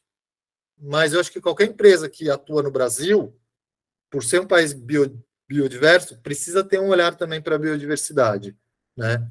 Então, eu acho que essa é outra oportunidade. E eu acho que era isso, Magela. 8h28 aí, ó, estou no tempo. Se alguém colocar aí o QR Code, sai direto numa plataforma de doação. Qualquer quantia a gente agradece, mas se não for para a SAVE, tentem contribuir para outras causas. A gente tem um programa na SAVE que é o Amigos da SAVE, tem uma série de benefícios, vocês conseguem acessar entrando no site da SAVE. Sigam a gente lá no Instagram, a gente fala muito dos projetos, sigam as outras ONGs também, que é muito bacana. E eu acho que era isso. Então, super obrigado aí, falei pra caramba, mas agora, se alguém quiser ter mais alguma pergunta, eu vou descompartilhar a tela, beleza, Magela? Obrigado, Pedro. O pessoal está cumprimentando muito aqui, cumprimentando, dando os parabéns pela palestra. Tem vários comentários interessantes aqui. Agora eu estou acessando o chat aqui. Agradeço os parabéns, gente. Obrigado, cara. O pessoal gostou, hein? Ótimo. Não tem como não gostar, né? Pessoal, se alguém quiser falar, é só levantar a mão aí, eu libero o acesso. Não sei se... Tinha uma pergunta ali. Como começar a trabalhar com conservação de espécies? Passou já no chat, mas eu peguei essa daí. Não lembro quem que fez. Então, tem várias maneiras. A minha e a do Magela, né, que eu acho que a gente foi fazer biologia. O Magela desenvolve uma série de estudos e simpósios, e ele vai pelo prisma acadêmico. Eu fui para o mundo do terceiro setor. eu acho que se você quer trabalhar com conservação de espécies, o curso de biologia te dá uma base muito boa, porque você consegue entender toda a teoria de por que é tão importante conservar. Mas veterinário faz muito trabalho de conservação também, principalmente nessa parte de silvestres. Engenheiro florestal tem uma linha super importante de manejo florestal, de restauração. Então, se é um jovem que está vendo qual faculdade eu quero ingressar para trabalhar com conservação, biologia, veterinária, engenharia florestal, acho que zootecnia são bons caminhos. Mas comunicações, jornalismo, publicidade é fundamental. A gente precisa melhorar muito a nossa comunicação. Então, você pode ser um comunicador ambiental, um jornalista ambiental. Isso é muito importante também, porque falta ensinar muito para a nossa sociedade. A nossa sociedade não conhece, não valoriza. E às vezes eu olho, se eu pudesse voltar para trás, eu acho que até deu certo o meu caminho, mas não dá para a gente fazer tudo. Mas eu falo, eu acho que eu teria ido para gostaria de ter ido fazer comunicações para poder trabalhar mais com divulgação científica, que isso é muito importante. Então, eu acho que esses são alguns caminhos. Agora, você pode ser voluntário também de organizações. Se você está noutra fase da vida, você pode doar e acompanhar a sua doação. Então, acho que são algumas maneiras. Eu não sei se eu não consegui pegar as outras perguntas aqui no chat. Pedro, eu vou te ajudar aqui. O Marcos Pércio, ele te cumprimenta pela palestra, vai dar os parabéns. Ele pergunta o seguinte: gostaria de saber sua opinião se o elevado número de espécies ameaçadas no Brasil reflete que o país tenha muito mais impactos ou pressões sobre aves quando comparado a outros países, ou se isso seria um viés devido ao programa de avaliação das espécies ameaçadas do país, realizado há muitos anos pelo Ministério do Meio Ambiente, programa esse ausente em outros países. Boa pergunta. Eu acho que essa pergunta é o Marcos Pércio lá do Guild, meu amigo que eu não vejo faz tempo. Acho que é ele. É você, Marcos? Se for um abração aí, faz tempo que a gente não se fala. Eu mesmo, né? Tá. Sim, faz muito sentido, porque às vezes a gente fala, tem mais espécie ameaçada no Brasil porque tem muita espécie. Mas, cara, olha a Colômbia. A Colômbia tem mais espécie que o Brasil no geral e não está não é a que tem maior número de aves ameaçadas, não.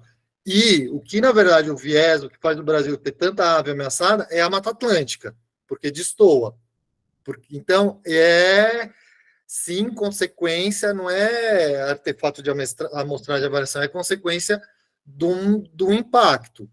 Em relação à elaboração das listas vermelhas, a gente já melhorou muito nas últimas listas. Eu acho que agora tem muito mais gente envolvida nos processos. E se aqui no Brasil a gente faz uma lista nacional muito melhor do que em outros países, a lista que a BirdLife faz pela IUCN, ela é bem comparativa, viu? E justamente até por isso que na lista da BirdLife nem entra a subespécie, porque senão ia ser muito mais complicado manter o padrão. Então, a lista BirdLife IUCN, os critérios, as metodologias são bem comparativas entre os países. Então, Marcos, lógico que o número elevado contribui num certo grau, mas eu acho que o fato de ter tanta ave na Mata Atlântica é o que põe o Brasil lá na frente, e a lista da IUCN é bem comparativa, dá para você comparar os diferentes países, porque é bem padronizado. Espero ter ajudado aí, respondido. O professor Valdir, que é professor do curso de turismo do nosso campus e que desenvolve o trabalho de observação de aves, associando aí o turismo com a conservação, levantou a mão aqui. Professor Valdir, fica à vontade. Boa noite, Pedro. Boa noite, Magela. Parabéns aí pela aula, excelente. Parabéns ao GAP, ao curso de pós-graduação em gestão de áreas naturais.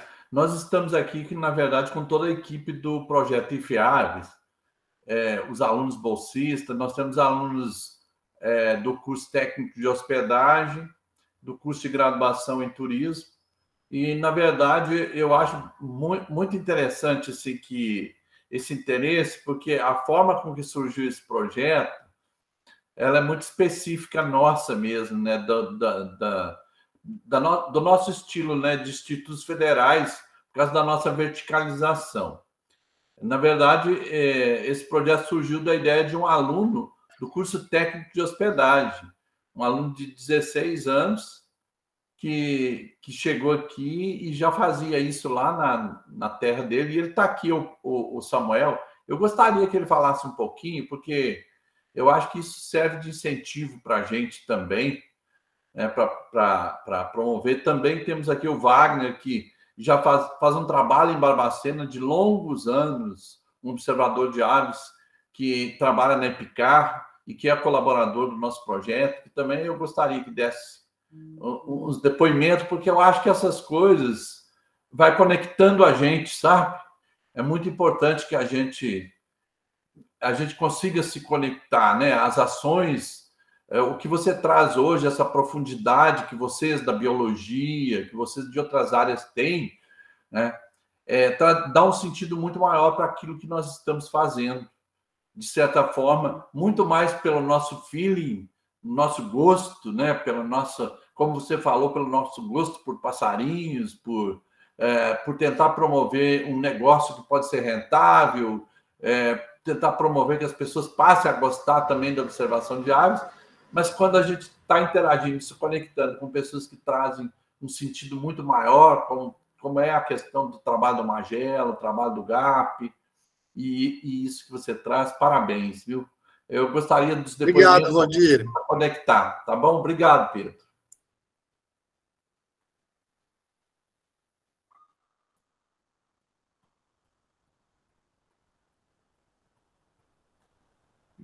Mas eu não entendi. Ele ia passar a palavra para um aluno dele, é isso? Eu acho que alguém vai falar, Valdir? O Samuel e o Wagner, eu gostaria que eles dessem um depoimento sobre o projeto.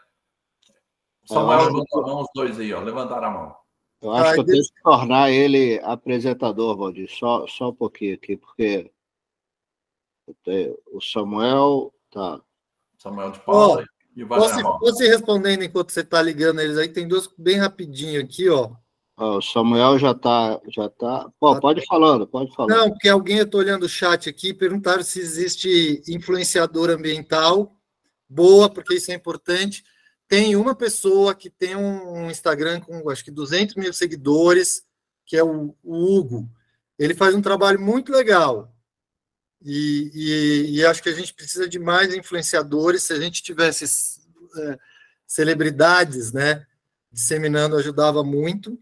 Mas foi alguém que falou isso. Aí mais uma... tem o trabalho do William Menck, que é o Planeta Aves. Ele furou a bolha. Ele tem um canal no YouTube e o número de visualizações dos vídeos deles é impressionante. Então, estamos caminhando para isso. E acho que esse é mais um indicador, né? Se tem público para isso no nosso país, é legal. Mas, às vezes as pessoas não fazem a conexão. Elas adoram o passarinho, mas elas não percebem que elas precisam mudar alguns hábitos também, né? Aí tem uma rapidinho aqui, Magela, e aí a gente já passa para o Samuel falar, que uma pergunta: foi criado primeiro uma reserva privada, depois criado o Parque Estadual e a Revisa em Botumirim? Foi, primeiro a gente criou a reserva da SAVE e aí veio o Parque Estadual. Revisa ela da Ararinha, né? Botumirim tem um Parque Estadual de 36 mil hectares e a reserva, e ela se sobrepõe, e uma alavancou a outra, então deu muito certo, né? A gente que entrou no Equiavos em 2009, essas duas populações de rolinha têm contato para fluxo gênico? Boa pergunta da Gabriela. Não, elas estão bem, até onde a gente sabe, elas estão bem isoladas, e a gente tem a amostra das duas, e tudo isso vai ser pensado quando a gente começar a querer soltar os bichos, viu? Acho que era isso aqui, os que eu vi aqui, ó. Principal, eu agradeço demais todo mundo aqui parabenizando, fico super feliz que vocês gostaram. Tá. Tá, vamos lá, Samuel, desculpa, pronto. Tá com vocês aí. Então, boa noite, pessoal. Meu nome é Samuel de Paula. Primeiramente, parabenizar o Pedro e o e o GAP por essa palestra incrível, muito conhecimento legal. Enfim, eu sou aluno do Sudeste MG, né, Campus Barbacena, e faço parte do projeto IFIAVES. Como o Valdir comentou, comecei com a observação de aves na minha casa, assim, na zona rural de Andrelândia, Minas Gerais, por incentivo, assim, da minha família, do meu pai, propriamente falando. E foi uma atividade que me ajudou a ter uma percepção, o Pedro falou dessa questão da sensibilidade, assim, para o meio ambiente. Foi uma atividade que me ajudou muito a ter essa melhor percepção do ambiente mesmo, sabe? Ter uma percepção ambiental melhor e que mudou a minha forma de ver a natureza. Então, desde que eu conheci essa atividade de observação de aves, assim, conhecendo observadores, pessoas que passaram por um caminho, uma, inclusive, que eu gostaria de comentar, que é a Silvia Linhares, o Pedro deve até conhecer. Muito, grande amiga. Da nossa caminhada, assim, para entrar na observação de aves, eu, meu irmão de 12 anos, que também é observador de aves. E, sim, me apaixonei pela atividade e ela mudou a minha percepção, enfim. Então, a gente criou, eu, Valdir, o Wagner e o restante da equipe do nosso projeto, do Projeto IFIAVES, a gente idealizou e criou o Projeto IFIAVES aqui no Campus Barbacena, que é um projeto que a gente visa praticar a educação ambiental a partir da observação de aves. Então, a gente quer usar a observação de aves como forma de educar, principalmente o público infantil, sabe? Que como eu comecei muito jovem, como meu irmão começou muito jovem, eu acho que é uma coisa muito importante, né, para começar desde criança a ensinar a importância das aves, assim, para o nosso planeta, né, para a nossa vida, para a conservação. E é isso, a gente está aí no projeto IFIAVES, estamos caminhando, estamos começando agora, mas já estamos dando passo importante. Essa participação nessa live aqui já é um desses passos.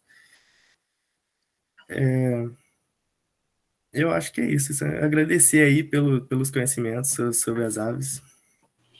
Ô Pedro, só para você entender, o nosso campus, né, nós não tivemos a chance de te levar para conhecer quando você foi a Barbacena, mas ele é uma fazenda de cerca de 500 hectares. E desses 500 hectares, quase 50% é uma floresta ainda de Mata Atlântica. Então, a gente tem esse privilégio de ter, e como é uma fazenda, nós temos cursos agrícolas, então tem uma heterogeneidade espacial muito interessante. Então, os levantamentos de aves que são feitos ali, o Wagner, que é um grande conhecedor de aves, aí pode falar um pouco da diversidade, talvez ele já tenha uma lista ali, deve ter chegado a umas 200 espécies, né, Wagner? Ou ter passado, ele pode falar sobre isso, né, Wagner? Quantas espécies você já observou ali no campus? Fala aí para o Pedro. Vai lá, Wagner. Sim, gente, boa noite, parabéns, Pedro, excelente, viu, a palestra, parabéns, Magela, pela iniciativa, excelente, e agradecer aqui o Samuel, que teve a ideia desse projeto nosso lá, e o professor Valdir, por ter me convidado. Eu sou técnico agrícola antigo na escola e conhecia os matos do tempo de aluno, né? E andando lá, fui descobrindo os passarinhos, e o Wikiaves apareceu, me ajudou a identificar, Pedro, porque eu sou formado em História, não é a minha área, e eu adorei descobrir uma metodologia de ajudar a gente, que é leigo, que é observador, a fazer uma conexão com o lado científico, né, que é identificar corretamente, descobrir, fazer lista, e é por aí que eu fui fazendo. Aí hoje ali no Barbacena está com 310 espécies. Aí eu acho que umas 220 a 230 tem ali no IFE. Tirando as de campo nativo, que ali no IFE não tem área, o resto tudo ali em Barbacena tem. Ó, dentro do IFE está tudo lá. Né? Bastante, cara. Bastante, tem bastante mesmo. E eu achei sensacional, Pedro, só para finalizar aqui, outros talvez queiram falar, esse seu texto, falam o comunicador ambiental, porque eles perguntam para mim, eu sei o quê? Você é passarinheiro? Eu faço uns artigos bem simplórios para jornal da cidade, que é isso, comunicador ambiental, uma historinha do passarinho que encontrei em tal lugar, uma mescla ali de alguma coisa científica que a gente lê nesse monte de guia, né, com informação curiosa, nome popular, coisa e tal, que eu acho que tem uma busca por esse tipo de informação, Pedro. Isso aí, se a gente produzir material, tem público, com certeza. Obrigado. Sim, todo mundo gosta de passarinho, e através das aves, na verdade, a gente consegue tocar vários conceitos super importantes da biologia da conservação. Eu acho isso bem importante. Mas parabéns aí pelo projeto de vocês. E o Samuel, só para ele, na verdade, é estudante de turismo, não é biólogo, é isso? Eu sou estudante do curso técnico de hospedagem. Tá, mas é nessa área.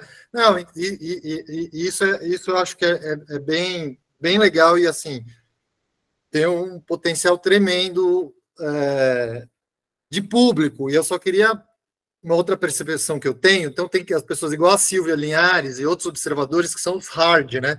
São aqueles observadores que já viram todas as espécies e vão atrás de espécies muito raras, né?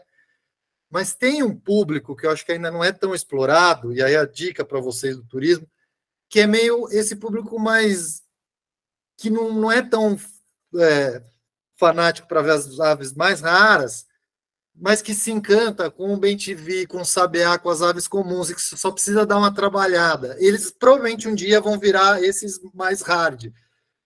Mas, sabe, é uma dona de casa ali que nunca se despertou muito, é um cara ali, um trabalhador ali que não prestava atenção. Tem muita gente, porque às vezes as pousadas, os guias, olham muito para esse observador que quer ver as espécies mais raras, e às vezes fica caro e pouco acessível para esse público mais mediano, num bom sentido, e que às vezes está sendo subutilizado. Então, essa gente que não é tão fanática, não é o cara que tem não sei quantas fotos no Wikiaves, não sei quantas listas no Webber, é um público super legal de trabalhar e ganha volume, porque os hard, na verdade, para fazer o negócio movimentar, e já pensando em atividade lucrativa, porque faz parte, precisa olhar para esse público um pouco mais amplo, que tem. Mas, assim, essa é a minha impressão. Eu nunca fiz estudo de negócio nessa área, mas é meu feeling. Sem dúvidas, é muito importante. Inclusive, eu sou de Andeon, de Minas Gerais. Lá a gente tem pelo menos 9 espécies ameaçadas, classificadas como ameaçadas. Uma delas, por exemplo, é o galito. Uhum. E essas pessoas que você citou, que não são observadores, mas que assim, estão ali, sempre observam as aves, ajudaram a gente a encontrar e imaginar que poderia ter o galito naquela região, ou outras espécies. A pessoa fala assim, tem um passarinho ali, branquinho, com a manchinha preta, o rabinho para cima. Então, é importante, essas pessoas que não são observadores ainda, são importantes para essa questão, né?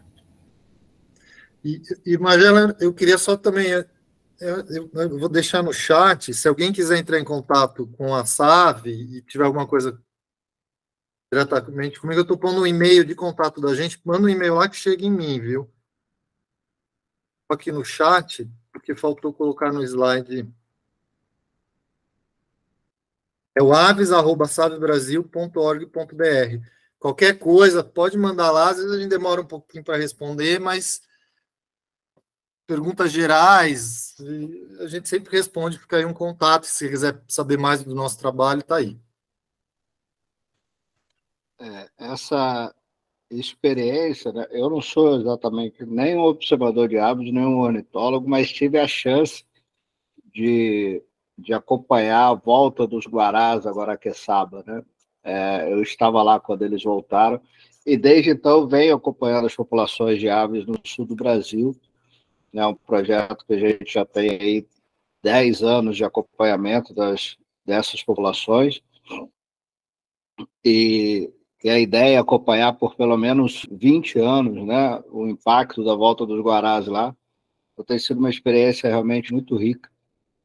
E é isso, né?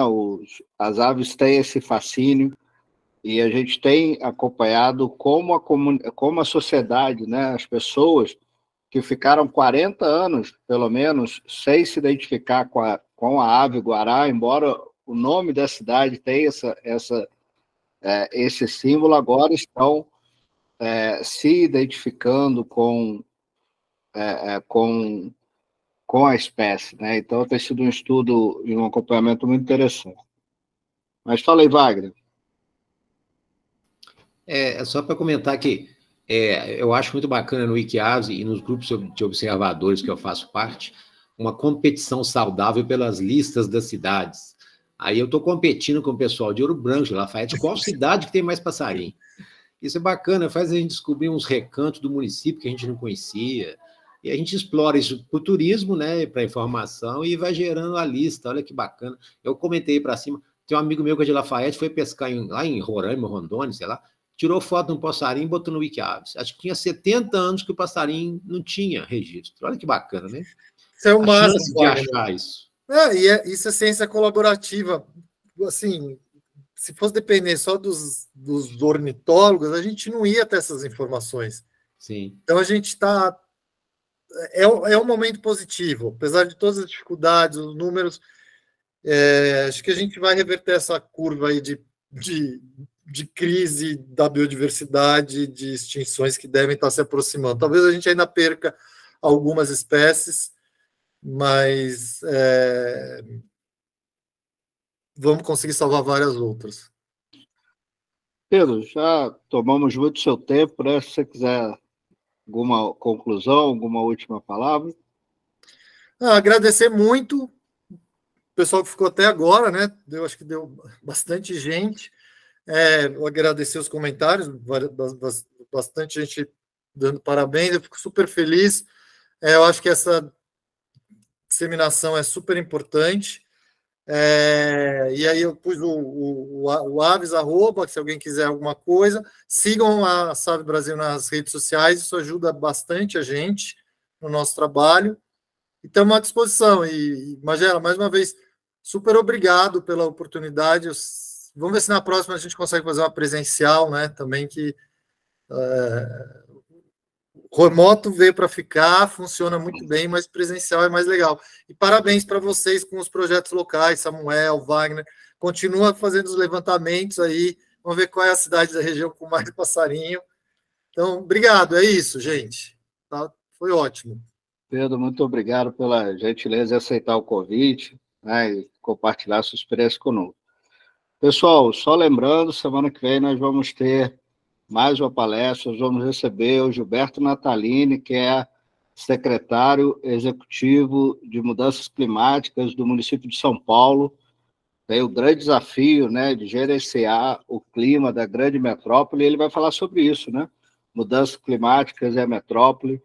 Natalini é um ambientalista muito tradicional no Brasil, né, desde a década de 70, atuando aí no movimento ambientalista. Então, mais uma palestra sensacional. Quem quiser acompanhar, lembrando mais uma vez, nós criamos um grupo de WhatsApp, estou colocando mais uma vez, por conta, infelizmente, dos ataques que nós sofremos na semana passada, a gente está restringindo muito aí os convites, né? Então, quem quiser acompanhar a programação, nós vamos ter aqui o presidente do ICMBio, nós vamos ter o Cláudio Maretti, vamos ter várias pessoas bacanas até o dia 5 de dezembro.